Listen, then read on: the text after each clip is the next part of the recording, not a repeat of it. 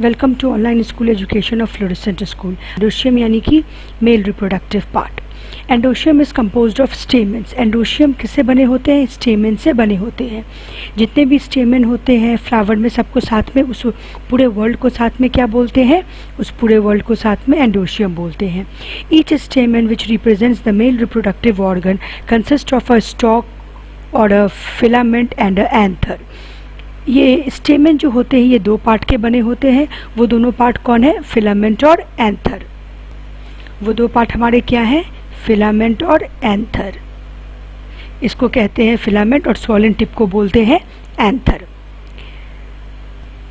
Each anther is usually bilobed and each lobe has two chambers, the pollen sac। एक anther जो होता है उसमें दो लोब्स होते हैं और एक लोब में फिर दो दो पॉलन सैक होता है। टोटल कितने पॉलन सैक होते हैं? टोटल 4 पॉलन सैक्स होते हैं। The pollen grain are produced in pollen sacs. Pollen grains जो होते हैं वो कहाँ बनते हैं? वो पॉलन सैक में ही बनते हैं। A sterile stamen is called staminode. ऐसे स्टेमन जिसमें कि पॉलन सैक्स के अंदर पॉलन ग्रेन्स नहीं बनते हैं, जो फर्टाइल नहीं होते हैं, स्टेराइल होते हैं, उसे स्टेमिनोड कहते हैं। जैसे ये हमारा फिलामेंट है और ये हमारा बाइलोब्ड एंथर है। दो लोब है इनमें।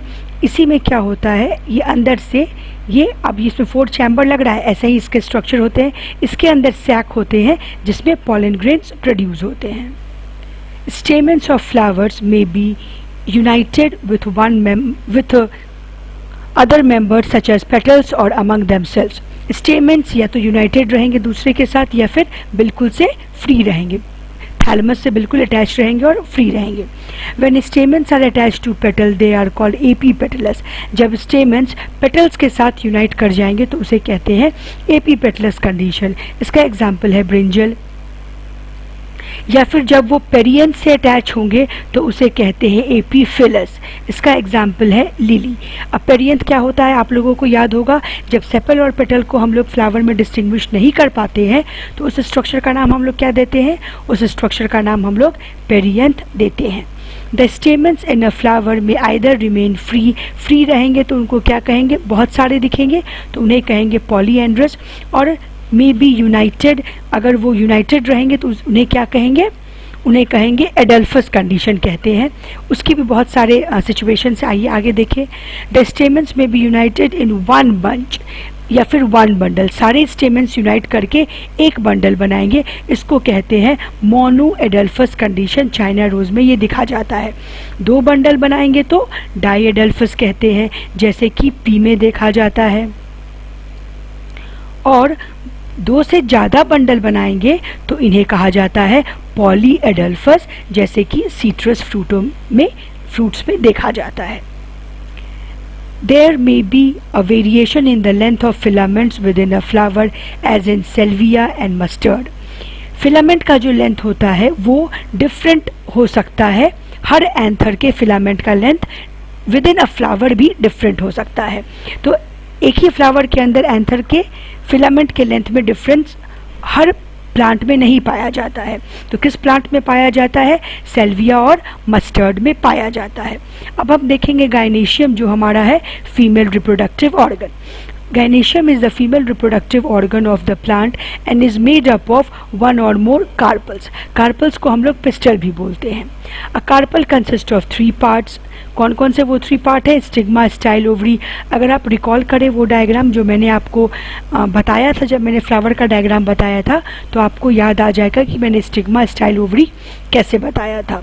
Ovary is enlarged basal part on which lies the elongated tube, the style। Ovary swollen part होता है जो थैलेमस से अटैच्ड होता है, उसके ऊपर ट्यूब लाइक स्ट्रक्चर होता है जिसे हम स्टाइल बोलते हैं। Style connects the ovary to the stigma. Style का काम ही होता है स्टिग्मा से ओवरी का कनेक्शन करना। Style is usually at the tip of stigma is usually at the tip of the style and is the receptive surface of pollen grains. Stigma क्या करता है? स्टिग्मा एक फ्लैटेंडेड स्ट्रक्चर है जो सबसे टॉप पोर्शन होता है ओवरी का, और वहीं पे पॉलन ग्रेन्स आके रेस्ट करते हैं और वहीं पे पॉलन ग्रेन्स का जर्मिनेशन होता है स्टिग्मा पे। Each ovary bears one or more ovules attached to a flat-ended cushion-like placenta. Ovary के अंदर बहुत सारे ओव्यूल्स होते हैं जो प्लासेंटा से अटैच्ड होते हैं. When more than one carpel is present, they may be free, called apocarpus. जब एक से ज़्यादा कार्पल हैं और वो फ्री है तो उन्हें कहा जाता है एपोकार्पस. जैसे कि लोटस और रोज इसका एग्जाम्पल है. जब ये फ्यूज्ड होते हैं तो ऐसे ओवरी को कहा जाता है सिनकार्पस. इसका एग्जाम्पल मस्टर्ड और टोमेटो है.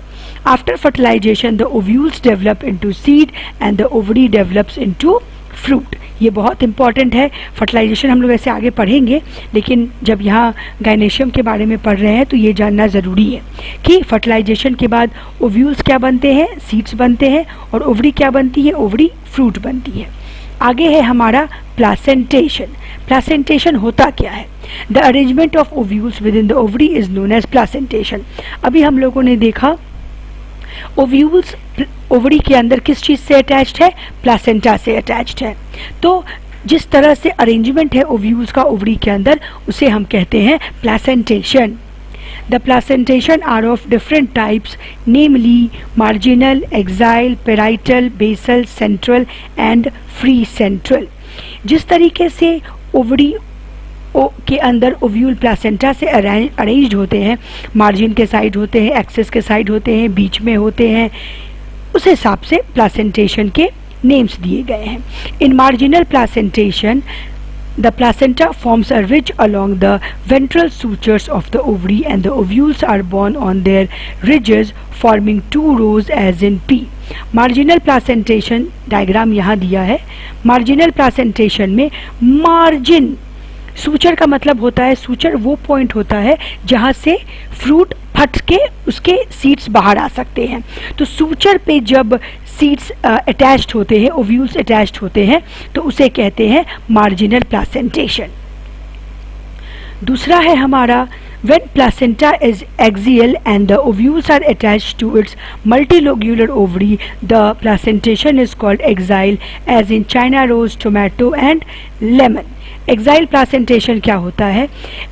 एक्साइल अंदर की तरफ ये जो पार्ट्स बने हैं इसमें इसके एक्सेस की तरफ, अंदर की तरफ ये जो ओव्यूल से अटैच्ड है इसको बोलते हैं एक्साइल प्लासेंटेशन.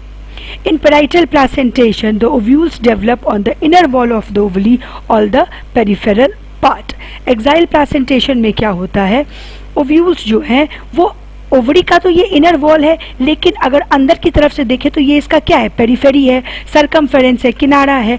तो किनारे की तरफ जब ओव्यूल्स अटैच्ड होते हैं अंदर की तरफ और किनारे की तरफ, तो इसे कहते हैं पेराइटल प्लासेंटेशन.